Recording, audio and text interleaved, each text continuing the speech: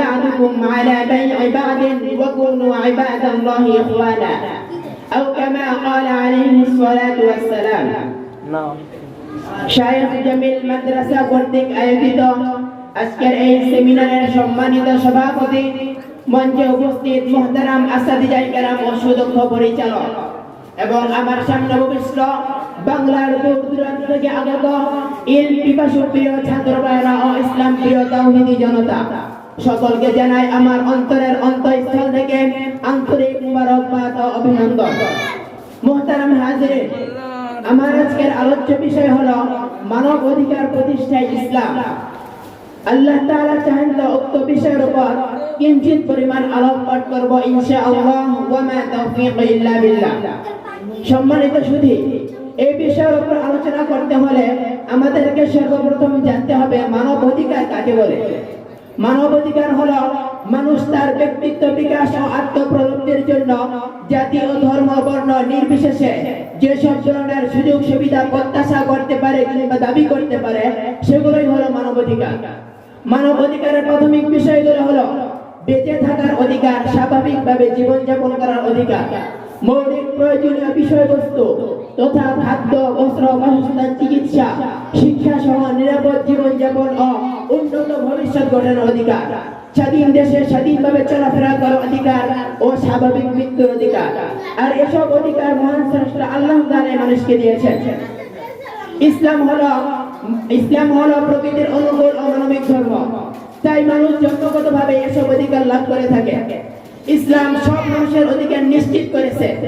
স্বামী, স্ত্রী, সন্তান, সন্ততি, পিতামাতা, ভাই বোন, আত্মীয়, অনাত্মীয়, নারী, পুরুষ, বৃদ্ধ, শিশু, ধনী গরিব, আমির ফকির, মুসলিম অমুসলিম, জাতি ও ধর্ম বর্ণ নির্বিশেষে সমস্ত মানব সন্তানই মানব অধিকারের সম অধিকারী।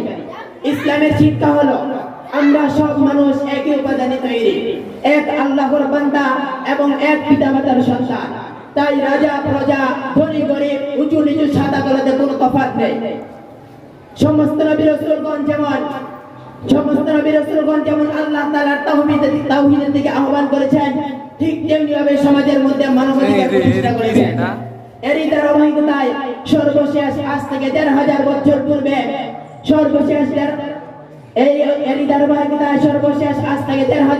পূর্বে সর্বকালের সর্বশ্রেষ্ঠ মহামানব আমাদের প্রিয় নবী আরবি হযরত মুহাম্মদ সাল্লাল্লাহু আলাইহি ওয়াসাল্লাম মানবতার বুক দিয়ে দুধ নিয়ে এই জগতে এসেছিলেন।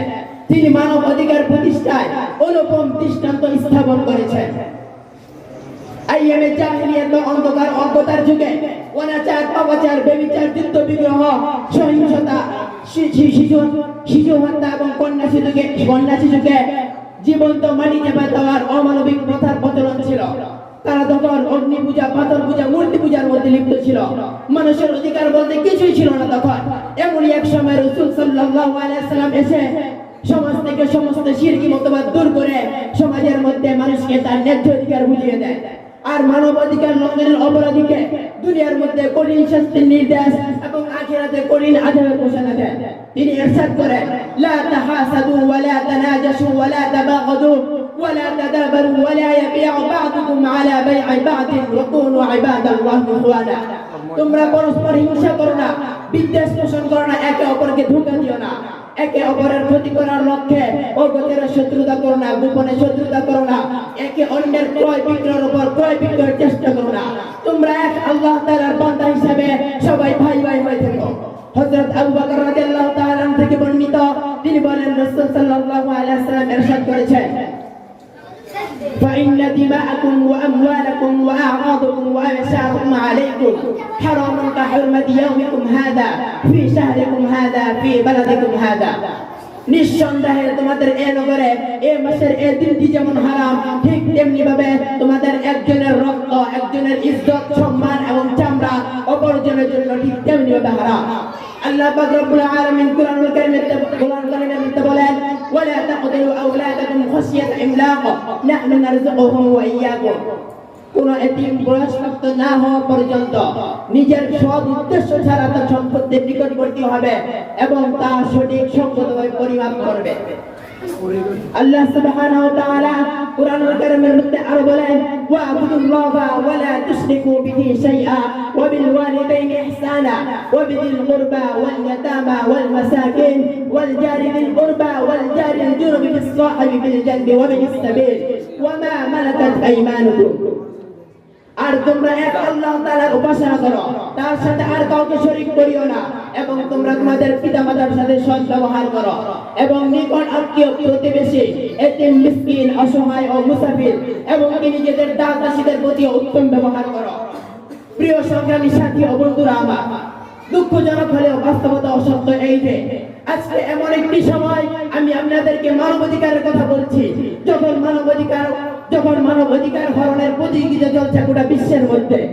আর সেই অধিকার বঞ্চিত মানুষগুলো যখন তাদের অধিকার আদায়ের জন্য সামনের দিকে অগ্রসর হয়, তখন তাদেরকে জঙ্গিবাদের তুকমা দিয়ে নিঃশেষ করে দেওয়ার নিঃশংস চিন্তায় মেতে ওঠে মানবাধিকার সংস্থার নামে বিজাতীয় গোষ্ঠীগুলো, যার বাস্তব প্রমাণ আমাদের পার্শ্ববর্তী রাষ্ট্র মায়ানমারের রোহিঙ্গা মুসলমানদের উপর যখন নির্মম নির্যাতন চালানো হয়, তখন জাতিসংঘ আর মানবাধিকার সংস্থারা দেখে মুখে পট্টি মেরে বসে থাকে।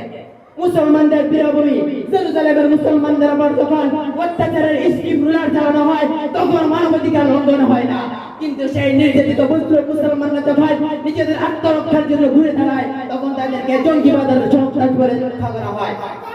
মোহতারাম হাজিরিন, কোথায় আজকে সেই জাতিসংঘ, কোথায় আজকে সেই মানবাধিকার সংস্থা? আজকে ফিলিস্তিনের মাটিতে কতটা নির্মম ভাবে মুসলমানরা জীবন যাপন করছে তা ব্যক্ত করার মতো ভাষা আমার জানা নেই। খাদ্য, বস্ত্র, বাসস্থান, চিকিৎসা কোনোটাই নেই তাদের। আজ মাঠে ঘাটে কোন রকম ভাবে তারা জীবন যাপন করছে, তাদের জীবনের কোনো নিশ্চয়তা নেই, তাদের জীবনের কোনো নিরাপত্তা নেই। আজ পাখির মতো গুলি করে হত্যা করা হচ্ছে ফিলিস্তিনি নিষ্পাপ নিরাপরাধ মুসলিম শিশুদেরকে।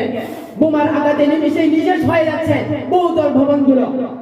প্রিয় সংগ্রামী সাথী ও বন্ধুরা আমার, কোথায় আজকে সেই জাতিসংঘ, কোথায় আজকে সেই মানবাধিকার সংস্থা? কেন ফিরিয়ে দেওয়া হচ্ছে না ফিলিস্তিনি